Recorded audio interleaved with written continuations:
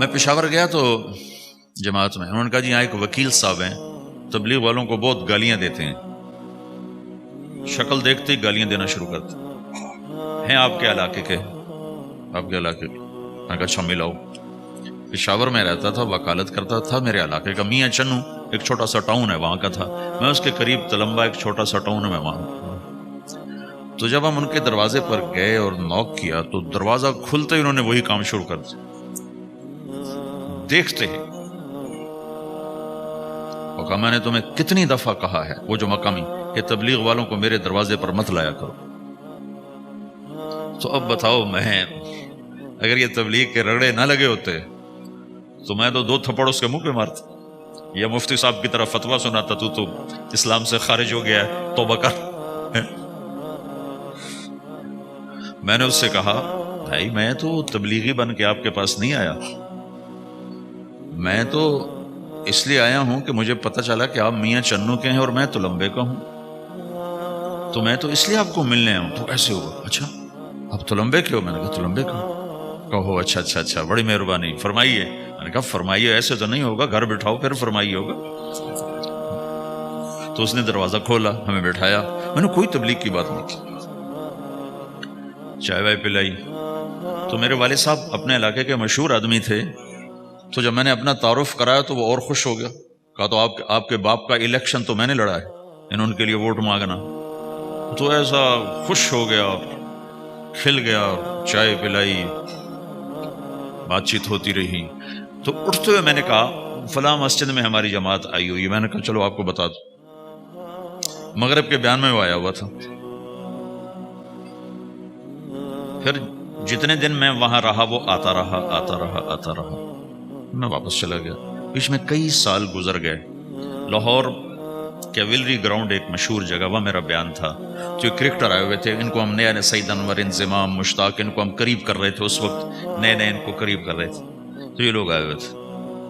تو بیان کے بعد ان کو لے کر ہم ایک کمرے میں بیٹھے، اس کمرے کی دیوار شیشے کی تھی، تو لوگ اندر آنے کی کوشش کر رہے تھے، تو ان پہرے والے ان کو روک رہے تھے۔ تو اس میں سے ایک آدمی منہ اوپر کر کے میری طرف سے اشارہ کرے، تو میں نے دیکھا تو ایک آدمی کی بڑی داڑھی، اور وہ مجھے ایسے سے اشارہ کر رہا ہے، میں نے نہیں پہچانا۔ تھوڑی دیر کے بعد میں نے غور سے دیکھا تو وہ وہی وکیل صاحب پشاور والے، میں نے وہ ان کو اندر بلاؤ، اندر بلاؤ۔ وہ اندر آئے تو میں اٹھ کے ملا، کہنے لگے یہ دیکھو یہ تمہارا ایک گشت، میرا وقت بھی لگ چکا ہے، بدنوں کا چلہ لگا ہے، یا 3 چلے لگے ہیں۔ تو جو دیکھو نا، آپ میں سے کئی لوگ پھیری لگاتے ہیں، جس کو گجرا پھیری لگاتا ہوں، پھیری، میں پہلے سمجھا ہی نہیں، فیری تو کہتے ہیں چھوٹے جہاز کو جو سمندر میں چلتا ہے، میں سمجھا یہ فیری لگاتے ہیں، فیری، اور وہ تو گجراتی میں فیری کہتے ہیں فیری کو۔ تو پہلے تو میں چکر کھاتا رہا کہ یہ کیا ہے فیری، فیری تو چھوٹے جہاز کو کہتے ہیں، چھوٹا بحری جہاز۔ تو پھر بعد میں کسی نے کہا کہ یہ چل پھر کے سودا بھیجا، اچھا پھیری کو فیری کہہ رہے ہیں، تم خدا کو خدا کر دیتے ہو، خدا کا شکر۔ ایک تو خدا لفظ ہی میں نے پہلے کہا تھا بولنے کا نہیں ہے، ایک اس کو خدا کو خدا کر دیتے ہو، خدا کی قسم۔ تو تم پھیری لگاتے لگاتے گاہک بنا لیتے ہو، نہیں بناتے ہو؟ پھیری لگاتے لگاتے تم اپنے گاہک بنا لیتے ہو۔ یہی تبلیغ کا کام ہے کہ پھیری لگاؤ، لوگوں کے در کھٹکھٹاؤ، کوئی لے گا کوئی نہیں لے گا۔ جو آپ لوگ پھیری لگاتے تو سارے آپ سے سودا لیتے ہیں؟ نہیں لیتے، کوئی لیتا ہے کوئی نہیں لیتا، لیکن آپ جاتے رہتے ہو، جاتے رہتے ہو، جاتے رہتے ہو، جاتے رہتے ہو، آہستہ آہستہ آپ اپنا اتنا کام کر لیتے ہو کہ آپ کی روٹی چل جاتی۔ تو سارے نبیوں نے پھیرا لگایا، کوئی نبی گھر نہیں بیٹھا کہ میرے پاس کوئی آئے گا تو اسے سکھاؤں گا، ہر نبی نے پھیرا لگایا۔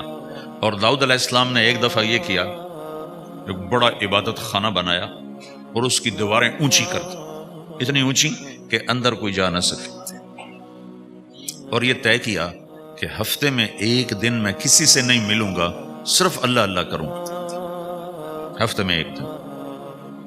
تو وہ پہلا دن تھا، اندر سے تالا لگا دیا اور خود اندر بیٹھ گئے، اور پہلا دن ہے کہ میں آج کسی سے نہیں ملوں گا۔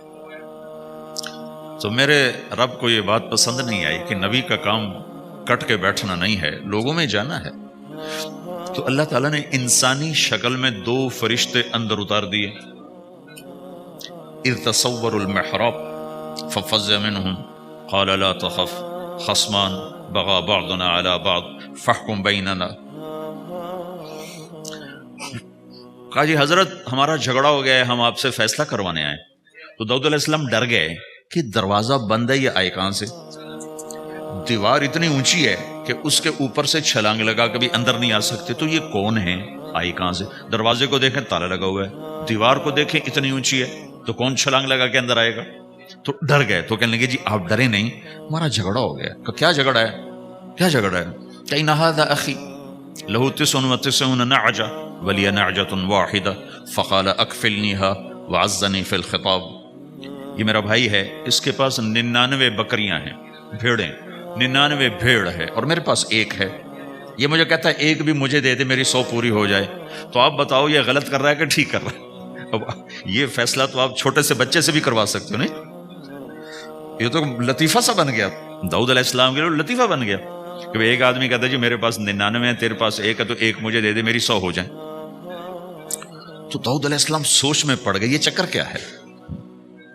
تو ایک دم ان کو خیال آیا کہ جیسے میرے رب نے مجھے پیغام بھیجا ہے کہ داؤد تجھے بندوں کو دعوت دینے کے لیے بھیجا ہے، مصلی پر بیٹھنے کے لیے نہیں بھیجا. ہاں مصلی پر بیٹھنا ہے، اس کے لیے رات ہے.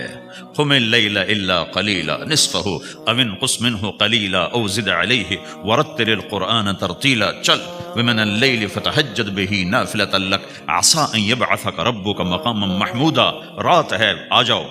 ان ناشئۃ اللیل ہی اشد وطئا واقوم قیلا. آجا آجا، رات بڑی مزے کی چیز ہے، تو اور میں تنہا. فاذا فرغت فانصب والى ربک فرغب. آ جاؤ. تتجافى جنوبهم عن المضاجع يدعون ربهم خوفا وطمعا ومما رزقناهم ينفقون. رات تیری میری، دن میرے بندوں کے لیے. نہیں بیٹھ سکتا، تسبیح پکڑ کے نہیں بیٹھ سکتے ہو. تو اس پر داؤد علیہ السلام سجدے میں گرے. آیت سجدہ ہے اس لیے میں نہیں پڑھتا ہوں. سجدے میں گرے اور کہا یا اللہ معاف کر، یا اللہ معاف کر دے، یا اللہ معاف کر دے. میں نے دروازے بند کر لیے، حالانکہ یہ میرے منصب کے خلاف تھا. اس پر اللہ سے معافی مانگی. تو چل کے جانا نبیوں کی صفت ہے، یہی ہماری صفت. اس امت کو یہ کام دیا گیا کہ یہ اوروں کے پاس جا کے اپنا سودا پیش کر، اپنوں کو بھی سنبھالے اور غیروں تک بھی پہنچے. نہیں سنتے پھر جاؤ، نہیں سنتے پھر جاؤ، کیونکہ دلوں کا پھیرنا اللہ کے ہاتھ میں ہے. تیرے ذمہ آواز لگانا ہے. اللہ تعالیٰ نے تقسیم کر دی.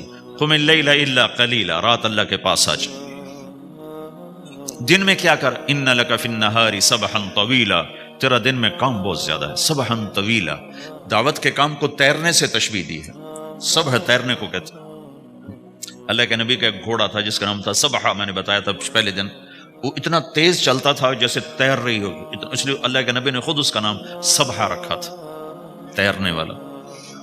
تو تبلیغ کے کام کو تیرنے سے تشبیہ دی کہ آپ نے لمبا تیرنا ہے. اور مکے میں تو پانی کوئی نہیں، تو کہاں تیرنا ہے جی؟ سارے مکے میں پانی کا قطرہ کوئی نہیں، زمزم کے کنویں کے سوا، تو تیرنا کہاں ہے؟ یہ اس دعوت کے کام کی بڑی خوبصورت تصویر ہے. سبحا طویلا. حالانکہ اللہ فرماتا ہے ان لک فی النہار شغلا طویلا عملا عظیما جہدا طویلا، لیکن سبحا طویلا. جو آدمی چل رہا ہوتا ہے اگر وہ بیٹھ جائے تو کوئی نقصان تو کوئی نہیں. گاڑی چلا رہا ہے، کہیں گاڑی روک لے تو کوئی نقصان تو کوئی نہیں، تھوڑی دیر سے پہنچ جائے گا. کہیں گاڑی کھڑی کر کے کافی پینے لگ گیا تو کوئی مسئلہ تو کوئی نہیں ہے، آدھا گھنٹہ دیر سے گھر پہنچ جائے گا. تیرنے والا پانی میں اتر گیا، اب یہ رک سکتا ہے؟ کیوں بھائی؟ اگر یہ کافی پینے کا ارادہ کرے تو کہاں جائے گا؟ تو مچھلی کے پیٹ میں جائے گا. پانی میں اترنے کے بعد اختیار ختم ہے، اب تیرنا ہے. کہاں تک؟ دوسرا کنارہ جب تک ہاتھ میں نہیں آتا تیرنا ہے. سبحا طویلا، جب تک آخرت کا کنارہ ہاتھ میں نہیں آتا اے میرے نبی تجھے دعوت کا کام کرتے ہی رہنا ہے، کرتے ہی رہنا ہے، کرتے ہی رہنا ہے، تیری چھٹی کوئی نہیں. سبحا میں یہ اشارہ تھا کہ چھٹی کوئی نہیں، یہ موت تک کا کام ہے. وَاعْبُدْ رَبَّكَ حَتَّى يَأْتِيَكَ الْيَقِينُ. ہائے ہائے، جب یہ آیت اتری یا ایھا المدثر قم فانذر وربک فکبر، اے میرے محبوب اٹھ جا، اٹھ جا، میرا پیغام سنا. تو لیٹا ہوا ہے، تو اس پر آپ نے کہا خدیجہ انقطع ایام النوم والراحہ، میرے آرام کے دن چلے گئے، میرے سونے کے دن چلے گئے، میرے رب نے مجھے کہا ہے اٹھ جا اور میرا پیغام سنا۔ تو اس وقت تو کوئی جاننے والا نہیں تھا، تو پہلے آپ چپ کے بات فرما رہے تھے، پھر اللہ نے کہا کھل کے کہہ، تو پھر آپ نے کہا میں خدیجہ میں کس کو کہوں، میری کون سنے گا، من ادعو من یستجیب۔ تو حضرت خدیجہ نے عرض کی یا رسول اللہ آپ دعوت دینے میں پہل کریں، میں لبیک کہنے میں پہل کرتی ہوں۔ تو بھائیو دعوت ہمارا سرمایہ ہے،